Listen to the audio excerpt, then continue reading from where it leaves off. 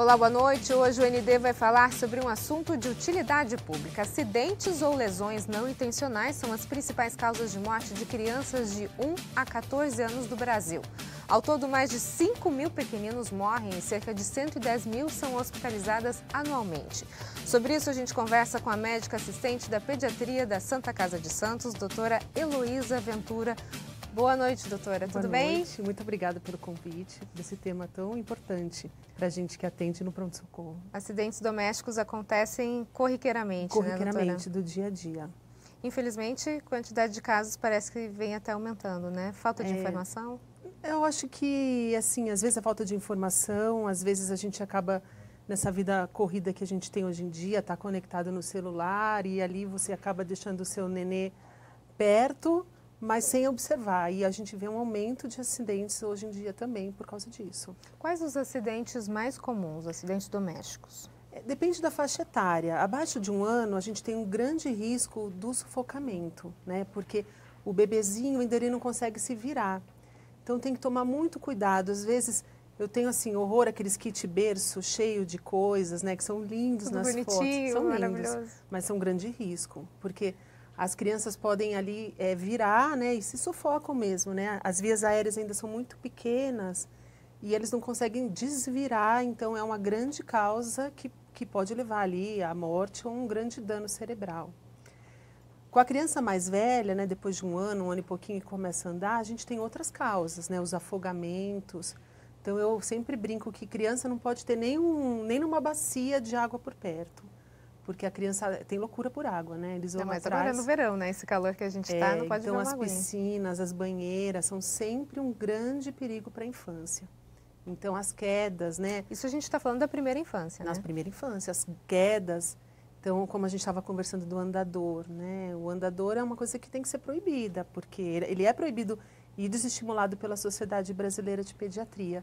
Mas a gente ainda vê, às vezes, até os pais falam, mas por que não pode? Sempre se usou, né? E o andador, como a criança, ela tem aquela rodinha, né? Ela vai, cai da escada, o andador sempre tomba para frente, então a causa sempre é um trauma craniano.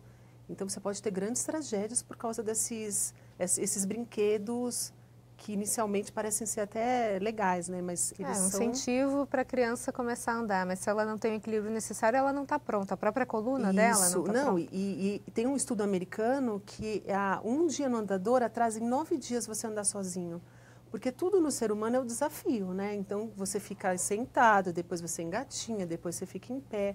Como o andador você acaba ficando, né, na posição em pé, sem ainda ter o tônus, você atrasa de andar sozinho. Então é outro mito do andador. Então além de ser perigoso, ele atrasa a deambulação, né, a sair andando. Agora, a gente não pode dizer que muitos dos casos são negligência. Às vezes até são, né, doutora? Agora, às vezes também é falta de conhecimento? Ah, sim. Eu acho que às vezes a gente vê um móvel bonito, um brinquedo, muitas vezes, né, lindo, só que solta pecinhas, né? Eu já vi engasgo com olhinho de urso, né? Eu brinco que a minha filha mexe em tudo, para ver se não sai o olho, porque um brinquinho, sapatinho da boneca, né? As crianças podem colocar na boca e o grande problema é aspirar, né? E vai para o pulmão e você pode ter uma tragédia ali. Então, às vezes, a falta de conhecimento mesmo, né? Às vezes, um brinquedo que você vê até mais barato, que tem uma tinta, que você não tem um conhecimento, que pode ter intoxicação. Então, criança precisa sempre ter um adulto ali responsável, com vigilância constante. Então, falando, por exemplo, na compra de brinquedos adequados para a faixa etária de 0 a 3, quais são os cuidados que as pessoas devem ter? Primeiro, os brinquedos, eles têm que ser os mais macios e maiores possíveis, né? Então, às vezes até um brinquedo caro, eu vejo gente comprar uma coisa tão cara para uma criança e a criança não precisa daquilo. Então, às vezes, objetos de encaixar maiores, que não solte em pedaços. Então, sapatinho que sai, olhinho que sai é sempre um risco para a criança. Porque a criança pequena, até os 2 anos, ainda ela está naquela fase oral, né? Ela conhece o mundo pela boca. Então, ela acaba pondo na boca e ela acaba aspirando e às vezes até engole, né? A gente pega muito no hospital que criança que come moeda, né? sapatinho, a gente vê de tudo, né? Então vamos agora aproveitar, doutora, e dar uma dica para os nossos telespectadores nas seguintes situações. Por exemplo, uma criança que engoliu um objeto, a mãe ou o responsável que estava ali no momento com a criança consegue ver o momento dela engolindo, mas não consegue tirar dela. Qual é o procedimento? Como que deve ser o primeiro atendimento? É manter a calma, né? Porque às vezes você se assusta e a criança, às vezes estava só com o objeto na boca, ela naquele choro ela acaba aspirando. Então, se a criança está calma, ela engoliu, lógico, leva no pronto-socorro para ver, às vezes, uma moeda. Muitas vezes até a moeda acaba saindo nas fezes normalmente. Corpo estranho que a criança, uma criança pequena, que engasga, uma criança de colo, a gente sempre acaba, você observa ali a via aérea, chama socorro, e você vai sempre bater nas costinhas dele para ajudar expelir aquele corpo estranho. Uma criança mais velha que entenda já, você pode pedir para ela tossir mesmo. Então você vai tossindo, acalma a criança e procura sempre socorro. E crianças mais velhas que engasgam, a gente pode aquela manobra, né, por trás da criança, abraçar e tentar aqui na altura mesmo do estômago para tentar que ela tenha o reflexo de tosse. A mãe dá um soquinho, é isso? Atrás, abraça, por trás, isso. Para tentar ajudar ali a expelir o objeto. Agora, um bebê, por exemplo, que se engasga com o próprio leite da mãe, é o mesmo procedimento? Então, o mais importante é a prevenção sempre. Então, mamar sempre tem que ficar pelo menos 30, 40 minutos mais levantado. Não precisa ficar em pé, mas sempre o decúbito, porque a gente tem uma pelinha que segura o alimento dentro do estômago. Só que esse esfíncter vai estar pronto lá pelo 6º, 7º mês. Então, é uma bexiga, né? Encheu de leite, você deitou, volta. Então, uma grande prevenção é mamar e ficar sempre mais elevado.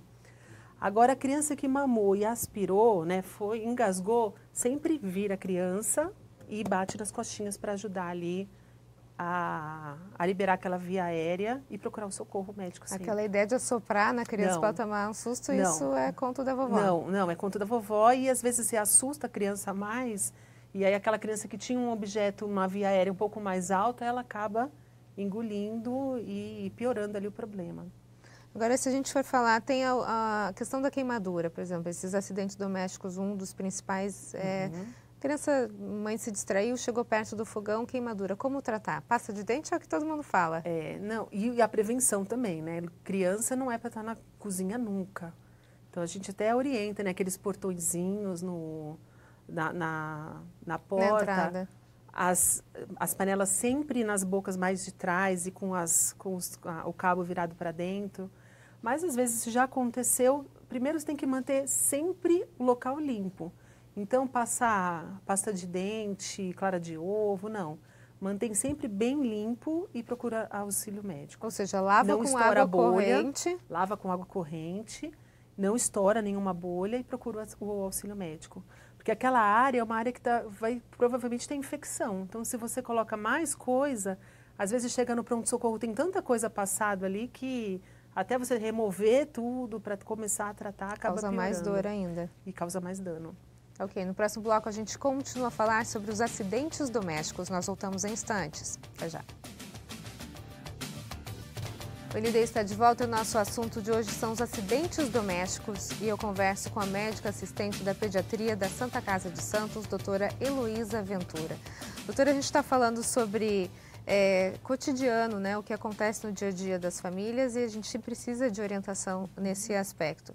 Em relação a móveis, por exemplo, uma família que está para receber um bebê ou já tem uma criança pequena em casa, que cuidados elas precisam ter em relação ao mobiliário da casa?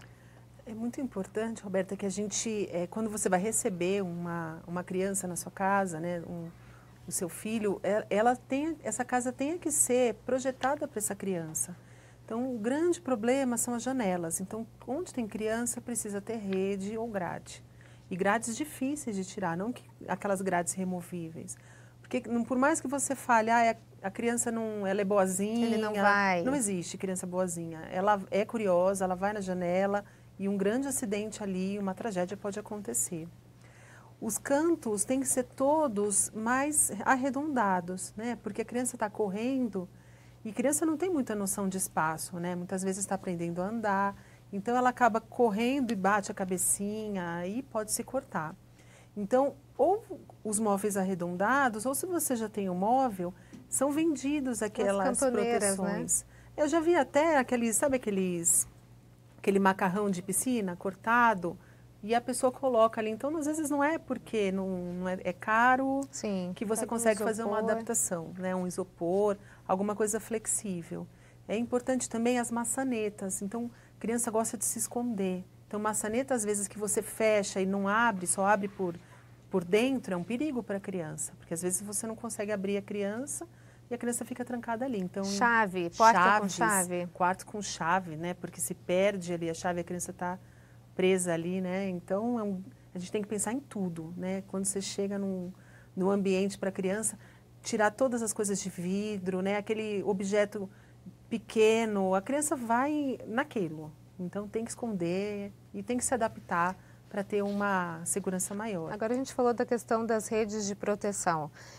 No caso de um acidente, os pais, eles podem ser responsabilizados judicialmente? Com certeza, né? Porque a prevenção é tudo. Então, infelizmente, a gente vê muita queda ainda. E, às vezes, o perigo está no dia a dia, né? Eu já vi uma criança que pegou... Criança não tem jeito, eles são curiosos. Ela foi na televisão, a televisão tombou e caiu nela e ficou internada há muito tempo por um trauma de tórax por causa de uma televisão. Então, a gente vê isso muito com o tanque antigamente. Então, onde tem criança, tem que ser tudo pensado em ter o menor risco possível. Sacos plásticos, né? Criança vai atrás, né? E eles brincam e podem se sufocar ou ter um acidente muito sério. Numa situação dessa, por exemplo, com um saco plástico, como se faz a reanimação? Então, a gente, assim, o ideal, lógico, é a prevenção, mas a criança que teve um acidente, você encontrou a criança sufocada, primeiro você vai chamar o socorro, porque vai precisar de um tratamento mais intensivo. Mas a gente já sempre, é importante a gente falar, né, os treinamentos de massagem cardíaca, de respiração, os primeiros socorros são muito importantes. Instalações elétricas, doutora. A criança levou um choque, o que faz? O certo é todas as tomadas, porque é outra coisa que a criança tem fascínio, né, é tomada. Dedinho na tomada, pega um grampinho, Grampo, pinça, eu já vi uma criança que enfiou uma pinça, né, e você, mas onde que achou a pinça? Eles acham.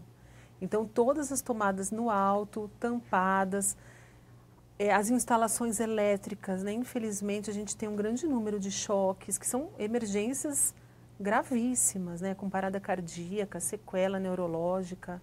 Então, tomada de geladeira, aquela tomada que você acha que está mais escondida, né? Esses Benjamin, é onde a criança vai. Então, infelizmente, é uma grande causa de mortalidade. Então, o ideal é que você, e assim, teve o choque, tem que desligar a eletricidade, não mexer na criança e procurar o socorro médico.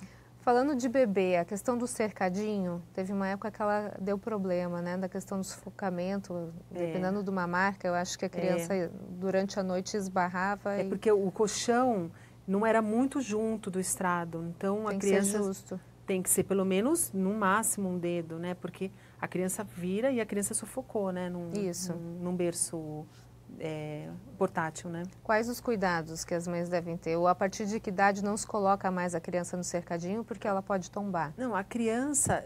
Primeiro, assim, o berço tem que ser o mais limpo possível. Tanto pela parte de acidentes, quanto as partes também das doenças alérgicas também, né? Às vezes, por mais que você limpe, são... materiais muitas vezes que juntam uma poeira, você vê mais coisa no berço do que criança. Então, é um grande problema. Chegou qualquer coisa na sua casa, tira o plástico, porque o plástico pode ajudar no sufocamento. E é importante também que a gente não tenha nada pendurado nas crianças, né? Então, colares, pulseirinhas, isso é tudo um risco, principalmente no pescoço, né? Porque tem colar da moda, é isso? Esses colares de âmbar da moda e é um risco, porque ele é justo no pescoço, se puxa, né? Você pode ter ali uma hipóxia, né? Você tem uma diminuição da entrada do oxigênio para o cérebro e um grande risco ali de lesão neurológica, né? Então, criança não pode ter nada no pescoço, né? Colarzinho nenhum. E nem capuz, tudo que está no pescoço que possa é um amarrar risco. e sufocar, né? Pode sufocar, né? Às vezes você vê brincadeiras, né, com essas máscaras. Eu tenho medo de tudo isso, porque você pode ter uma diminuição ali da entrada do oxigênio. Ingestão de produtos de limpeza, às vezes é muito comum, né? Principalmente Muito. quando se troca a garrafa, usa garrafa descartável para colocar algum produto de limpeza, enfim. Quais os cuidados, prevenções e o que fazer se acontecer o problema? E é uma grande causa de ida no pronto-socorro é o produto de limpeza. Então, cuidado, assim, muitas vezes a gente vê produtos mais caseiros que usam aquelas garrafas PET. Aí eu já vi mãe que deixa a garrafa PET com soda cáustica, assim, uma tragédia. Em pediatria, a soda cáustica, porque ela queima e vai causando uma lesão em todo o esôfago. E assim, um tratamento de anos, que depois tem uma evolução para câncer, então uma tragédia. Então guarda aquela soda cáustica na garrafa PET, a criança chega em casa, vê o refrigerante, acha que e toma. E cuidado com coisas assim, eu brinco que produto de limpeza tem que ser cinza, azul marinho, porque você compra aquela coisa rosa, aquela coisa toda bonita, com um ursinho, né, que é a criança vai atrás. E produto de limpeza sempre para cima. Locais altos. Então, se numa emergência, sempre assim tentar acalmar a criança e levar no pronto-socorro. Então, cuidado com assim forçar vômito, porque às vezes, por exemplo, a soda cáustica, a criança já vomitou, já lesou, já ingeriu. Se ela vomita, aquele líquido ainda lesa mais. Então, é sempre bom procurar ajuda médica e levar o frasco do produto químico, porque muitas vezes alguns têm antídotos e o próprio fabricante faz essa orientação. Agora, o Ministério da Saúde estima que há uma redução nas mortes infantis desde 2002. No ano de 2002, 6.210 crianças de até 14 anos morreram por acidentes. Em 2016, já foram 3.000. Quer dizer, realmente houve uma redução, mas ainda o número é alto. Não, a gente ainda tem uma conscientização maior, provavelmente porque se fala mais, mas são sempre doenças evitáveis, né? Isso é o triste, você perder uma criança porque teve um acidente ou se afogou, né? É uma criança que está saudável e tem uma evolução muito ruim, então é uma tragédia sempre. Tá ok. No próximo bloco a gente continua a falar sobre os acidentes domésticos. Nós voltamos em instantes. Até já. O ND está de volta e o nosso assunto de hoje são os acidentes domésticos e eu converso com a médica assistente da pediatria da Santa Casa de Santos, doutora Heloísa Ventura. Doutora, a gente mencionou no bloco anterior a questão dos produtos de limpeza, que é algo que acontece, infelizmente, bastante comum e que traz um grande prejuízo. Agora, outro problema que a gente também tem nas casas é a questão dos medicamentos, né? Com certeza. Quais os cuidados que as pessoas devem ter nesse sentido? Medicamento tem sempre que estar numa gaveta ou numa caixa trancada, sem nenhum acesso. Pode ser, às vezes, até um antitérmico, uma medicação mais do uso do dia a dia. As crianças, elas têm um peso muito menor que o adulto, então, às vezes, um pouco da medicação já faz um sério efeito na criança. Então, tudo trancado. Principalmente coisas... indutores de sono, calmantes, até às vezes alguns descongestionantes nasais, são muito comuns esses acidentes na criança, né? A criança vê a mãe tomar ali, o pai tomar aquela medicação e ela imita, ela vai atrás, toma o remédio e é uma causa muito grave aí de atendimento no pronto-socorro. Infelizmente frequente. Acontecendo isso, o que a pessoa deve fazer? Ingerir muita água e sair para o hospital? Ir para o hospital e levar sempre a medicação, né? Sempre tem que procurar, porque algumas medicações têm antídoto, outras têm algum tipo de monitorização, às vezes algumas drogas demoram horas para ter o efeito, então depende da medicação, mas tem que prevenir sempre. Aonde tem criança tem que estar tudo projetado para segurança ali o máximo possível. Agora, criança pequena frequentemente bate a cabeça, né? Dá para fazer alguma coisa para se evitar? E quando saber a hora de levar no hospital tirar uma radiografia? Qualquer batidinha? Não, é importante, porque criança, eles não param, né? A cabeça é maior que o corpo, então a batida na cabeça, e a gente fica muito assustada, né? Quando já fala de novo. Qual é o seu nome para ver se não perdeu a memória? Quando que uma batida na cabeça é importante? Geralmente as batidas aqui da frente, né, a região frontal, o osso é mais largo, então dificilmente vai ter uma grande, a não ser que seja o mecanismo do trauma seja muito grande, né, caiu de uma janela. Mas quedas da cama, quedas da própria altura não costumam ter nada frontal. Mas traumas temporais, occipitais, né? Você vê que a tábua do osso é mais fina. Crianças que vomitam sem parar, crianças muito sonolentas. Então, às vezes a gente vê aquilo, não deixa dormir. Não é o não deixa dormir, é aquele sono diferente, né? Aquela criança que estava às 4 da tarde brincando, começou a dormir. Agora, uma criança que bate a cabeça às 11h30 da noite, ela dorme 10, não é um sono que você vai observar. Então, convulsão, inconsciência, vômitos, então agora, sempre levar ao pronto-socorro. Esses sintomas, eles podem acontecer depois de quanto tempo da criança ter batido a cabeça? Até 48 horas. É lógico que então, quanto mais precoce, né, mais ligado ao trauma, pior. Então, tem que observar sempre, mas a criança que bateu a cabeça, mas está correndo, brincando, ela pode ser observada em casa. Criança que bateu a cabeça, está vomitando, sonolenta, ou muito irritada, ou convulsionou, ela precisa sempre ser levada ao pronto atendimento. Em caso de mordidas de animais, o que fazer? Então, depende do animal e da mordida, né? Então, assim, uma mordida de um cachorro, do seu cachorro, que você tem conhece a cobertura vacinal daquele animal, ela pode ser observada, limpeza, né? Muitas vezes procurar o médico, porque às vezes infecciona, né? Pela própria saliva do bichinho.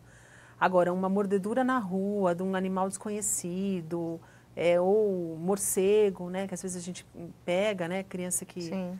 Então, essas precisam sempre ir no pronto-socorro, porque muitas vezes precisa da medicação e da vacinação antirrábica. Doutora, muitas crianças morrem no trânsito, né? Gostaria que a gente conversasse um pouquinho sobre a questão da importância da cadeirinha e dessa cadeirinha estar bem colocada. É verdade. Então, isso que você falou dessa diminuição das mortes, eu acho que muito dessa conscientização, né? A gente não usava cinto de segurança, né? Hoje, eu acho impossível eu levar até a esquina minha filha sem ela estar presa direitinho. Então, é importante. Então, crianças abaixo de 1 ano, mesmo crianças mais gordinhas, elas sempre, o bebê conforto tem que estar, a criança tem que estar de costas para o banco do passageiro. Ela está de frente para a parte posterior do carro. Quando você vira a cadeira depois de 1 ano, mas sempre preso, sempre bem afivelado, toda aquela parte de proteção. A criança tem que ficar num assento de proteção, de elevação, pelo menos até os 7 anos. Porque às vezes até a criança é um pouco maior, mas ainda o cinto, ele não está bem locado. Uma freada. Uma freada. E assim, a criança, como a gente falou, a cabeça é maior. Então, esse movimento de chicote da criança é muito mais grave, muito maior a chance de ter um dano neurológico do que um adulto. Então, às vezes, até a esquina, sempre preso. Porque um cinto de segurança. Sempre um cinto de segurança. E da forma adequada, né? Da forma adequada. Doutora, muito obrigada pela sua participação. Obrigada pelo convite. Sucesso. O ND fica por aqui. Uma ótima noite para você. Fica agora com o Jornal da Band. Até mais.